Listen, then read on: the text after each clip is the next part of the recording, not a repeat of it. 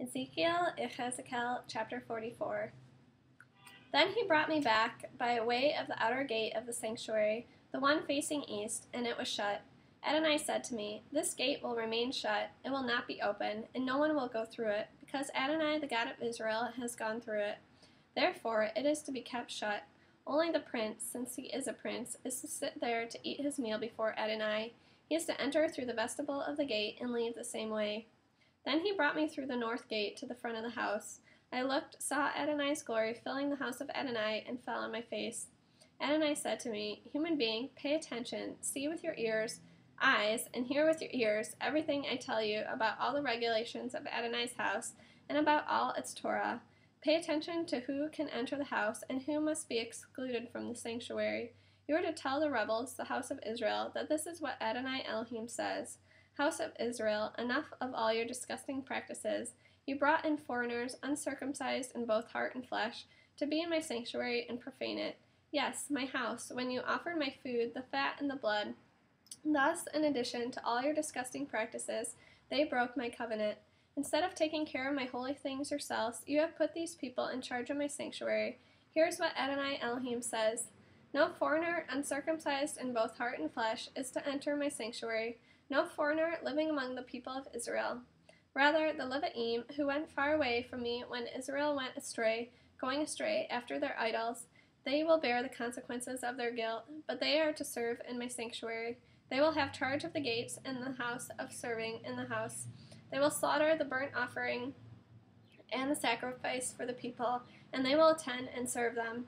Because they served in the presence of their idols and became an occasion of sin for the house of Israel, I am raising my hand against them, says Adonai Elohim, and they will bear the consequences of their guilt. They will not approach me to serve me in the office of Kohen, or approach any of the holy things or the specially holy things, but they will bear their shame for the disgusting practices they committed.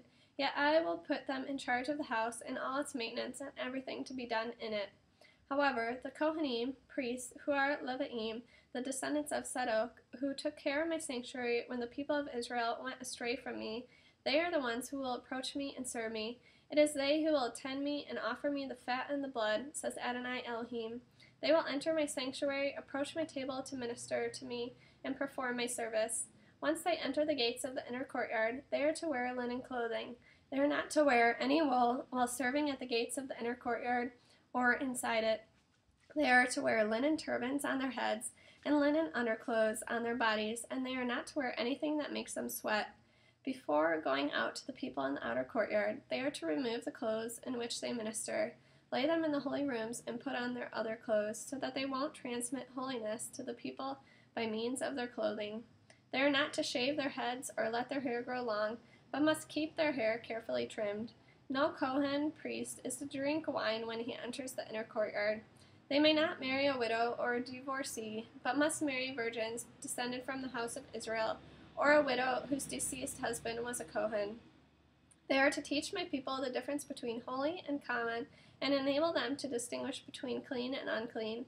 They are to be judges in controversies, and they are to render decisions in keeping with my rulings. At all my designated festivals, they are to keep my laws and regulations, and they are to keep my Shabbats holy.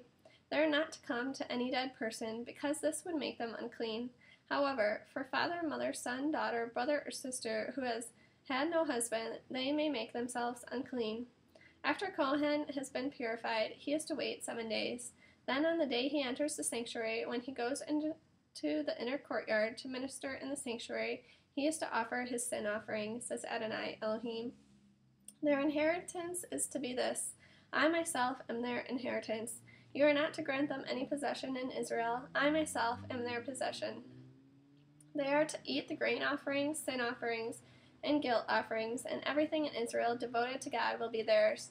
The first of all the first fruits of everything, and every voluntary contribution of everything, from all your offerings, will be for the Kohanim. You are also to give the Kohen the first of your dough, so that a blessing will rest on your house. The Kohanim are not to eat anything, bird or animal, that dies naturally or is torn to death.